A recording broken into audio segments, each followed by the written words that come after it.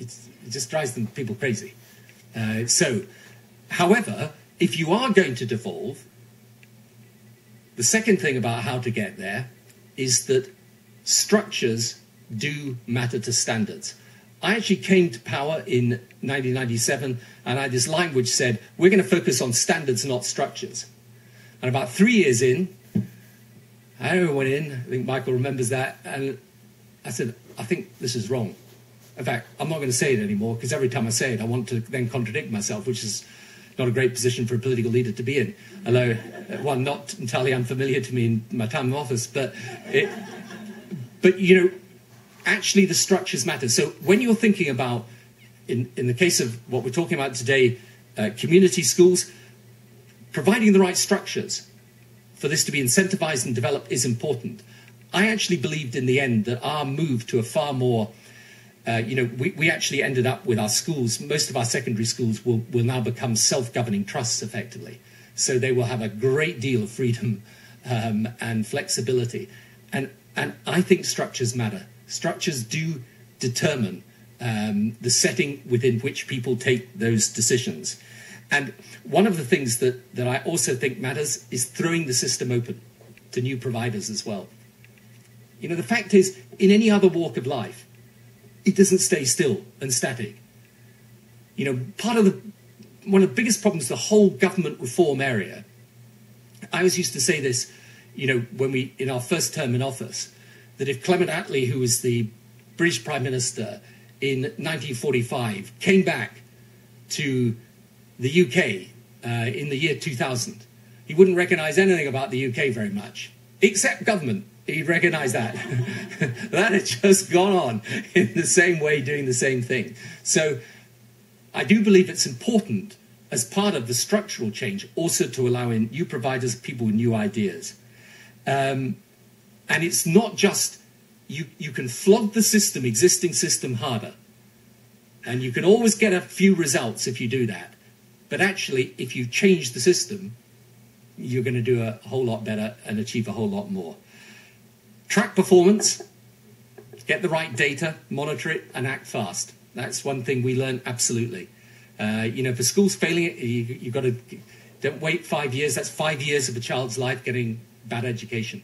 You know, don't wait. So I think how you get the right performance data and how you use that data is of immense importance. Like running any organization, you know, and this is where, again, sometimes in public service reform, we've got to be kind of bold here and realize there's lots of differences with a private sector organization. Actually, there's lots of similarities. One is you've got to get the data, you've got to track it, you've got to monitor it, and you've got to act if it's not up to scratch. And I guess the final thing I'd say is this, that you've got to go for it, really. I mean, I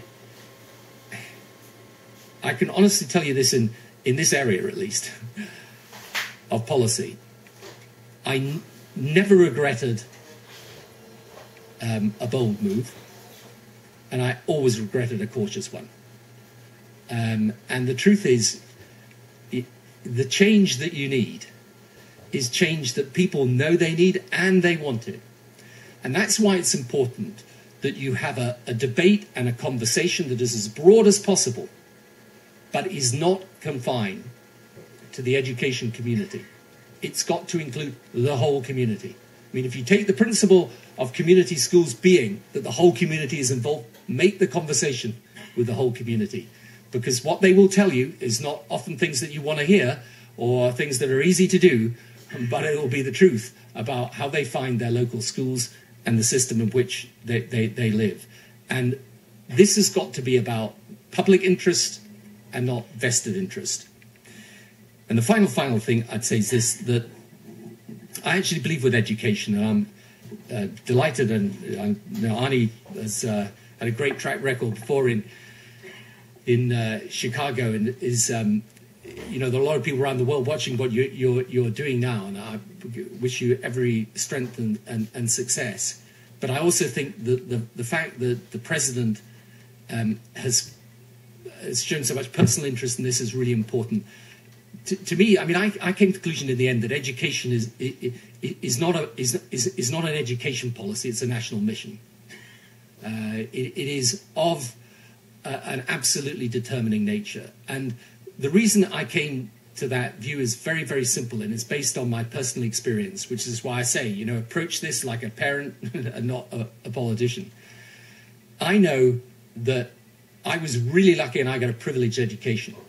I absolutely know if I hadn't been, then my life would have been, I would have had a lot less opportunity and a lot less chance to develop potential. Now, there are people, and there are brilliant people, who you could put them with the most terrible set of circumstances and the poorest education, they'll rise to the top.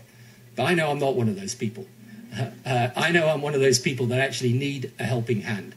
And I needed to learn. And I needed what learning gives you, which is actually an inner confidence and belief. That is the single most exciting thing in watching a child be educated well. And in some of the schools which we changed, you could go in those schools and you could see kids when they came from the poorest backgrounds, and you could just feel how they were blossoming and flowering and developing as a result of a good education. That is not a small bureaucratic item of policy. That is the greatest gift that politics can bestow on the people of a society.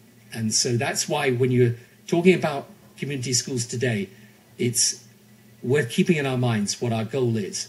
And that is so that these children, in whatever circumstances they've been brought up, which they cannot change, we should give them the ability to be the most that they can be through the gift of good education. Thank you.